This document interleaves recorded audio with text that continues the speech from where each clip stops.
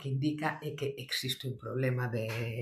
desigualdade entre homens e mulleres, que é real, que está aí, que avanzamos, pero que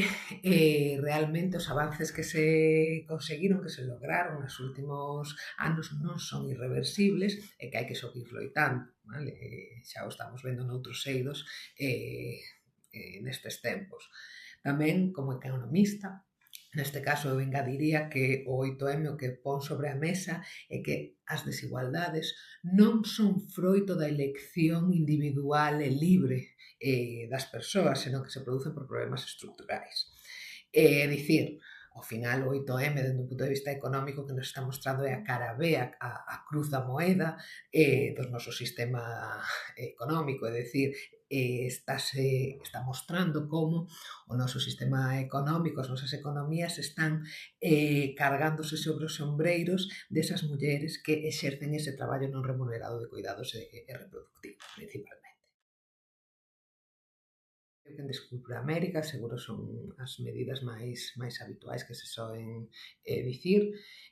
partindo de que hai evidencia que mostra que as mulleres recibimos menores puntuacións en revisións, entrevistas e avaliacións cando as identidades son visibles, priorizaría que se traballase nese eido, é dicir, en garantir procesos transparentes libres de sesgos, por exemplo, facendo cegos os procesos sempre que sexa posible, garantindo tribunais realmente diversos na súa composición, establecendo criterios que non penalicen as interrupcións das carreiras investigadoras por coidados, pois, por exemplo, reduciría o peso desas métricas puramente cuantitativas que claramente van a penalizar as interrupcións das carreiras investigadoras por mor de embarazos, por exemplo, vale? Poderíanse implementar tamén orzamentos con perspectiva de xénero, onde existisen fondos reservados para proxectos de I+D liderados por mulleres, ou establecer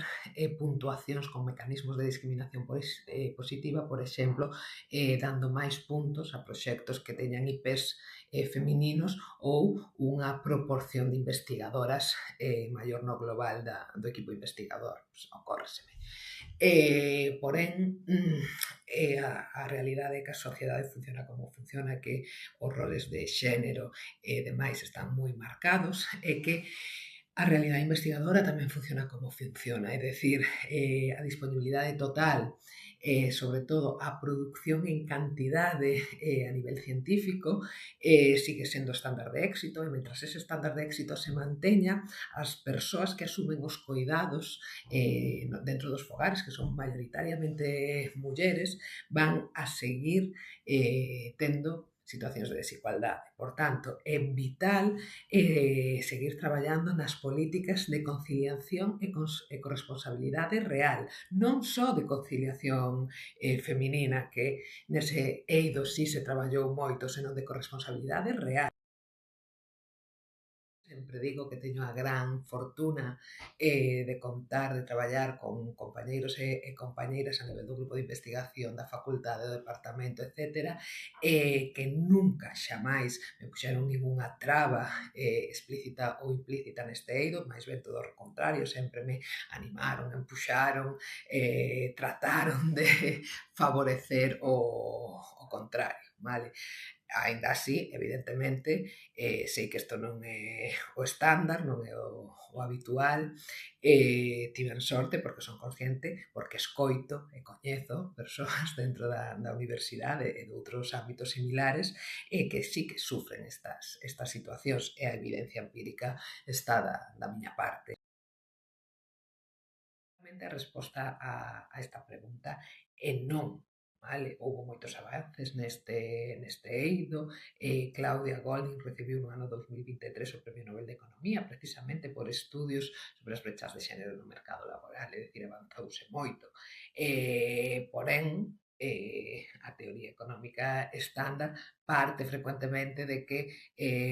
hai un axente representativo que é racional, que eu sempre lles digo aos meus alumnos, pues, unha xente egoísta, vale? E sobre todo hai que ter en conta que esta xente racional, egoísta, non ten necesidades nin obrigas de cuidados e non ten familia, Vale? Entón, dado que esa teoría, moitas das decisións actuais, moitos dos modelos actuais se basan nestes aspectos, pois evidentemente non é suficiente. Ademais, datos da OCDE mostran que menos do 20% das autorías en revistas top de economía son mulleres, o cal non só é un indicativo de como está a situación, senón que ademais de ser un indicativo a súa vez influen nos temas sobre os que se investiga que se consideran centrais na nosa disciplina.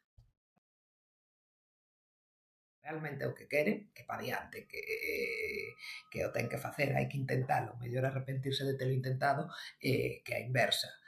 Pero tampouco lle vou a mentir, vale? Voulle a decir que vai haber momentos bons, momentos malos, subidas, baixadas, curvas, baches, que as desigualdades de xénero existen, que as pode vivir ou non, pero que existen, están aí. E, por outra banda, tamén lle direi, desde un punto de vista un pouco máis positivo, que, aínda así, non está soa e que a súa mirada é necesaria, novas miradas, novas visións, que fagan preguntas incómodas, que traten de dar resposta a esas preguntas incómodas son moi necesarias para avanzar neste camiño. Ademais,